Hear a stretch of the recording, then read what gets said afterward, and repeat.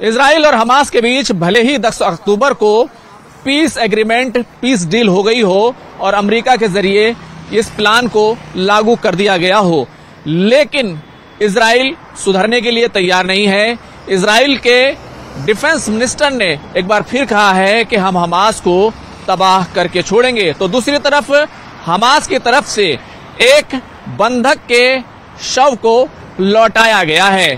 तो कुल मिलाकर अब 6 बंधकों के शव बाकी बचे हैं और इन 6 शवों को लौटाने के बाद जो पीस डील है उसका दूसरा चरण भी शुरू हो जाएगा। मैं हूं खुर्रम शहजाद और आप देख रहे हैं न्यूज 18 का डिजिटल प्लेटफॉर्म। मिडिल ईस्ट की खबरों में आपका स्वागत है। मेरे साथ हैं मेरा कैमरा पर्सन चंदन पटवाल जी। देखिए, जिस तरीके से इजराइल के साथ हमास की डील हुई, 10 अक्टूबर को डील हो गई थी, उसके बाद से इजराइल कुछ न कुछ बहाने बनाकर हमास पर हमले करता रहा है। दूसरे लफ्जों में अगर कहें तो हमास को इजराइल उकसा रहा है कि वो कुछ ऐसा करे जिसके बाद इस युद्ध विराम को, इस पीस डील को ही पूरे तरीके से सबूताज कर दिया जाए, पूरे तरीके से इजराइल एक बार फिर जंग की शुरुआत कर सके। और इस मामले में जो पूरा समर्थन है, जो पूरी हिमायत है, वो यूएसए की इजराइल को हासिल है, क्योंकि जब भी इजराइल हमला करता है अमेरिका उसकी पुष्टपनाही करता है और उसका समर्थन और उसकी हिमायत करता है। लेकिन अगर इस पूरे इशू को देखें तो एक तरफ इजराइल के जो डिफेंस मिनिस्टर हैं, इस्राइल कर्ट्ज, उनकी तरफ से एक बड़ा ही भड़काऊ और बल्कि कहना चाहिए इस पूरी पीस डील पर सवालिया निशान लगाने वाला बयान दिया गया है। उन्होंने कहा है हमास को तो हम खत्म करना चाहते हैं, हालांकि पीस डील की जो बुनियादी बात है वो यही है कि हमास गजा से सत्ता छोड़ देगा, इख्तिदार से हट जाएगा, हथियार डाल देगा। लेकिन अब कर्ट्ज कह रहे हैं कि नहीं, हमें तो गाजा की सुरंगों को तबाह करना है, हमास को पूरी तरह खत्म करना है।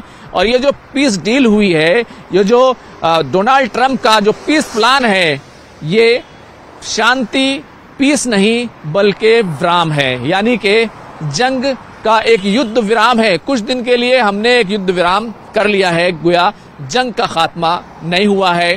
तो इस तरीके से इजराइल ने कहीं ना कहीं ये साफ कर दिया है कि हम जंग में अभी भी मौजूद हैं, बस थोड़ा सा हमने वक्फा लिया है, थोड़ा सा हमने ब्रेक लगाया है। अब अगर दूसरी तरफ देखें तो इजराइल की तरफ से 15 फलस्तीनियों के शव लौटा दिए गए हैं, लेकिन उनकी जांच कैसे हो?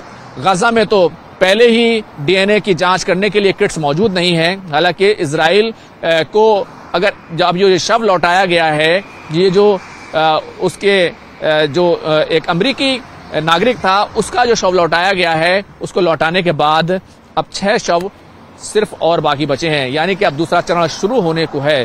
तो इसी को देखते हुए अब गजा में शांति यानी पीस फौज, जो वहां पर इंटरनेशनल सिक्योरिटी फोर्स को वहां पर आना है, जिसको इंटरनेशनल स्टेबिलिटी फोर्स का नाम दिया गया, हालांकि वो वहां पर जाकर क्या करेगी? सुरक्षा करेगी, सिक्योरिटी का काम करेगी। उसको लेकर तुर्की में एक अहम बैठक इस्लामिक मुल्कों की हो चुकी है। तो कई तरह के जो आपस में विरोधाभास है, इख्तिलाफ है, वो निकलकर सामने आ रहे थे कि आखिर कैसे इसको आगे बढ़ाया जाए, किस तरीके से वहां पर जो इंटरनेशनल सिक्योरिटी फोर्स है उसको लागू, उसको जमीन पर उतारा जाए। इसको लेकर तुर्की में पाकिस्तान, सऊदी अरब, कतर, जो तमाम देश हैं, उनकी एक जो है बंद कमरे में बैठक हुई है। और उसको लेकर तुर्की के जो फॉरेन मिनिस्टर हैं उनकी तरफ से ये बताया गया है कि कैसे गाजा पीस डील की हम निगरानी करें, कैसे वहां पर जो राहत सामग्री पहुंचाई जा रही है, जो राहत की चीजें पहुंचाई जा रही हैं, उनको कैसे पहुंचाने की हम निगरानी करें और कैसे एक इंटरनेशनल सिक्योरिटी फोर्स जो बननी है उसको कैसे बनाया जाए। इन तमाम चीजों पर हमारी बातचीत हुई है और इस बात पर हमारा इत्तेफाक हुआ है, हमारी सहमति हुई है कि हम सभी लोग आपस में कोऑपरेशन करेंगे। तो कहीं ना कहीं इजराइल जो कदम उठा रहा था और कह रहा था कि हमें पाकिस्तान पर भरोसा है, क्योंकि पाकिस्तान के साथ इजराइल ने एक खुफिया डील की, इस बात की खबर आई थी कि 20,000 फौजी गाजा भेजे जाएंगे और वहां पर वो इंटरनेशनल सिक्योरिटी फोर्स का जो काम है उसको संभालेंगे। और एक तरीके से अमेरिका क्योंकि पाकिस्तान पर पूरी तरीके से नजर बनाए हुए है और पाकिस्तान का इन्हिसार, पाकिस्तान की जो सरकार है उसको अमेरिका कभी भी दबाव में ले सकता है। तो इस चीज को देखते हुए एक कहना चाहिए एक मोहरे के तौर पर पाकिस्तान को इस्तेमाल करने की कोशिश की गई थी। अब जो मुस्लिम मुल्क हैं उनके अंदर हड़कंप मच गया था। तो इन तमाम चीजों को देखते हुए आपस में एक समन्वय बनाने, एक कोऑर्डिनेशन पैदा करने के लिए ये तमाम चीजें की गई हैं। और कैसे गाजा में आगे तामीर नौ का काम किया जाए, कैसे उसका रिबिल्ट जो होना है गाजा को, उसको भी पुनर्निर्माण का जो काम है उसको लेकर के भी एक कोऑर्डिनेशन बनाने की बात कही गई थी। क्योंकि सऊदी अरब से लेकर यूएई तक जो दोनों देश हैं वो इस बात को लेकर चिंतित थे, काफी परेशान थे कि अगर वहां पर इजराइल के हमले जारी रहते हैं, इंटरनेशनल सिक्योरिटी फोर्स वहां पर नहीं होती है और हमास सत्ता से नहीं हटता है, तो फिर हम अपना करोड़ों रुपए का जो डॉलर है, जो रियाल है, हम उसको कैसे वहां पर इन्वेस्ट कर सकते हैं। तो बड़े सवाल जो थे उसमें एक कोऑर्डिनेशन पैदा करने की कोशिश की गई है।